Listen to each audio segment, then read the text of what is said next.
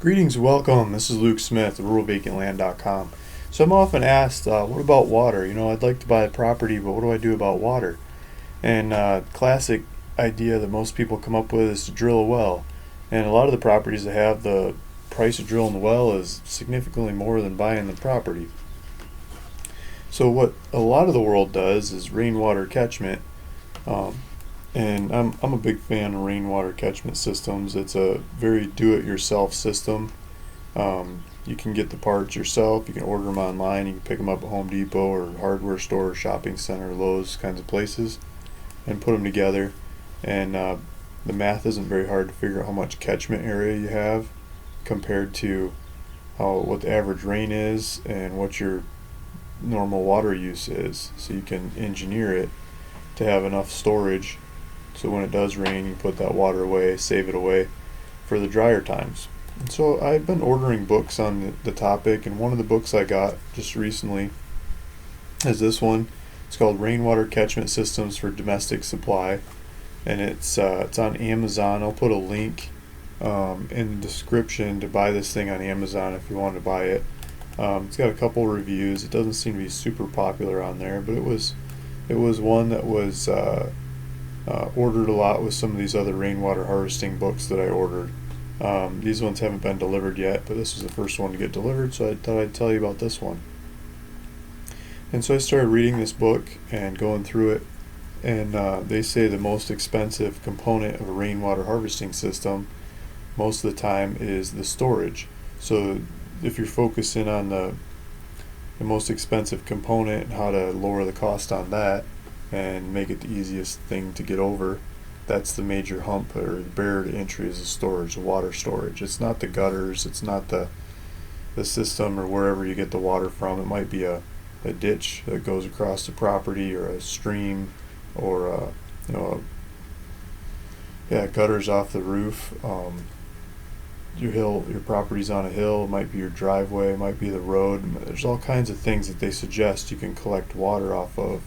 The less permeable of a material, the higher coefficient of the water that comes off of that surface. Basically saying the more water comes off that surface, the less water goes through it. So if it's like really porous sand on your property, the water just soaks right in and goes away, or it flows away underground. It's hard to collect it. If it's rock, it's the rain hits the rock and goes flying down the hill. That makes a really easy catchment system.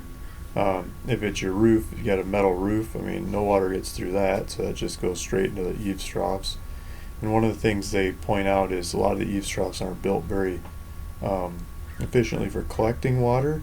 So when it does rain a big deal, it's better to have like a splash guard, like a little lip on there that when the water comes down the roof, it hits that and then goes straight into the gutter. And then they advise having gutters all the way around the roof and on a good slope to guide it towards wherever you're trying to get that water to go, so it doesn't sit in there and overflow and stuff. A lot of gutters are hung cattywampus or ripply W-shaped or something, and the water doesn't make it to the storage system. So they want you to have a good slope going along the roof to wherever you're collecting water, your collection points. And so those are some of the notes that I got in there out of this book. And they also talk about different techniques of building, like tie pots are really popular. These basically a cement pot that is done in a lot of third world countries because the materials are so cheap and the labor is so cheap. They basically take a burlap sack or something like it, fill it with sand, and then wrap it with chicken wire and rebar mesh wire stuff and cement it and plaster over it, and you got a pot. And then you dig the sand out, take the burlap sack out, and you got something that holds water.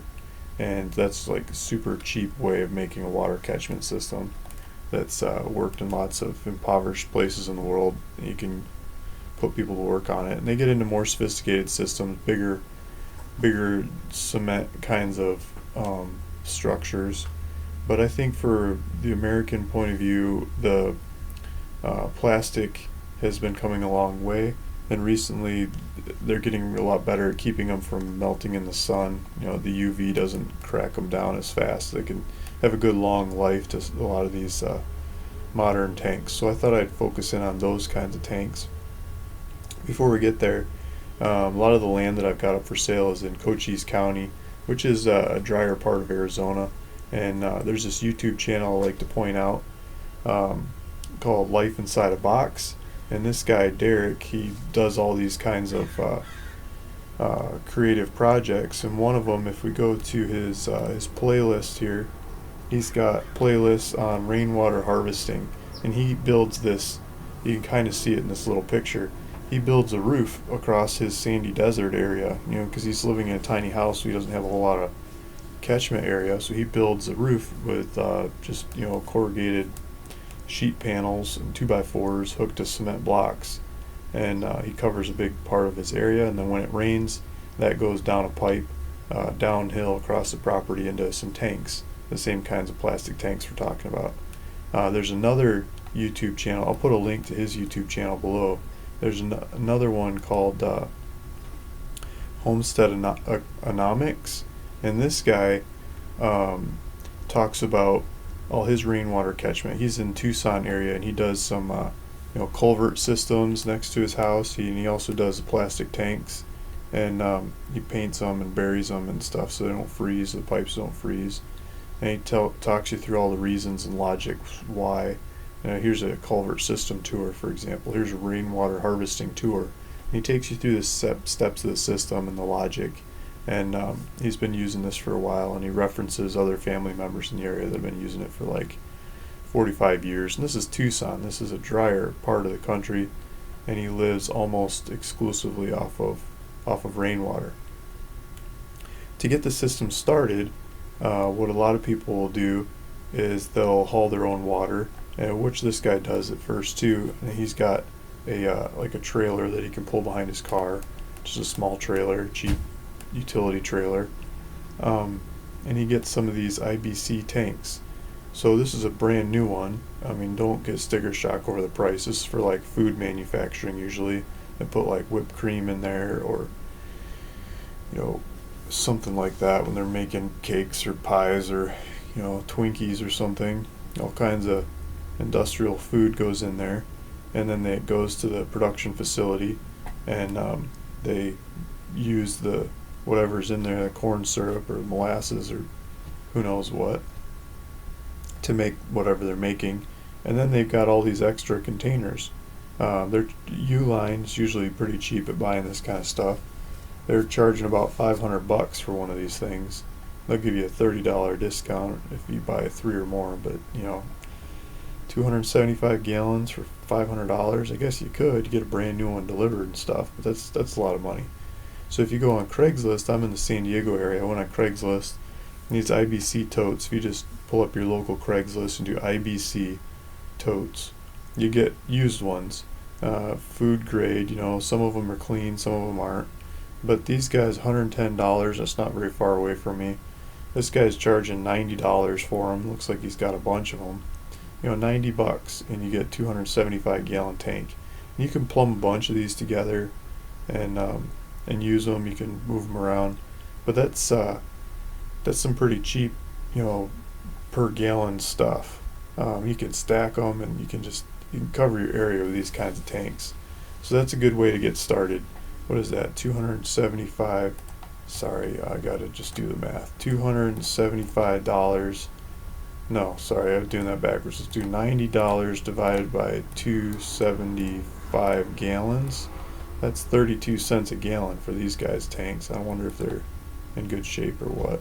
But around $100.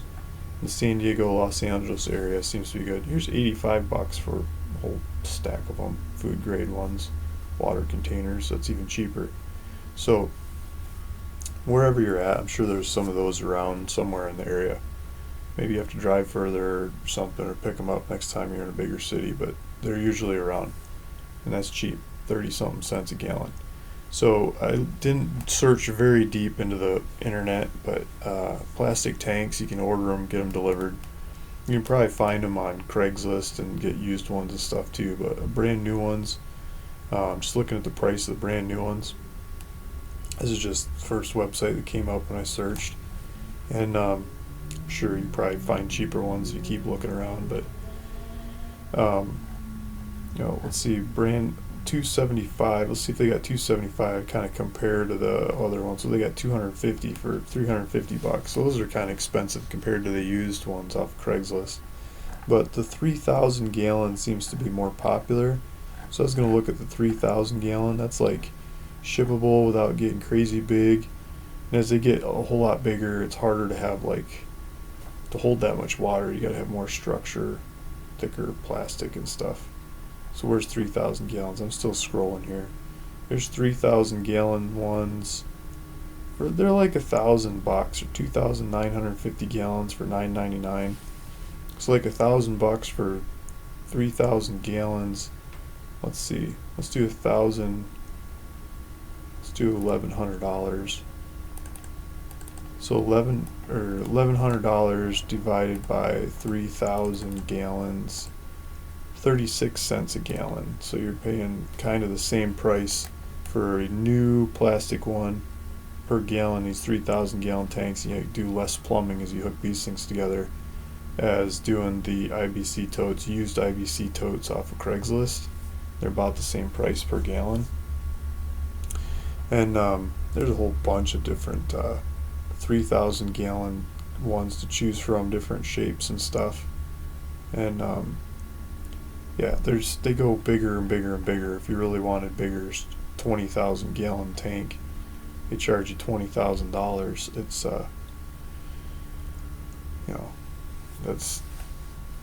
that doesn't make a whole lot of sense. I'd rather plumb a bunch of smaller ones together, because that's $1 a gallon instead of 30-something cents a gallon.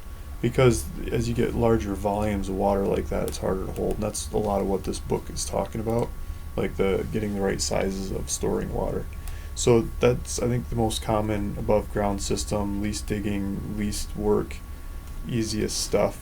And that's my take of this book. And just the conclusions I came up with is basically skip a lot of that super labor intensive cement and plaster building things, even though they're neat and cheap and they don't look that hard to build. I can totally build them. These plastic ones are pretty friggin' cheap too. So that's a first dive into rainwater catchment, if that helps. And I'd say you'll learn a lot more from those YouTube channels. And in the future, I hope to bring more book reviews of some of these other rainwater harvesting and storage things. Like this one book here I ordered, I haven't got it yet. I'm excited to read this one. Hopefully that's the one up next. It's rainwater harvesting for dry lands and beyond. So that could be an interesting one. See, look, I bought it. I just haven't got it yet. Thanks for listening. Thanks for watching. This is Luke Smith at ruralvacantland.com. Hope to talk to you soon.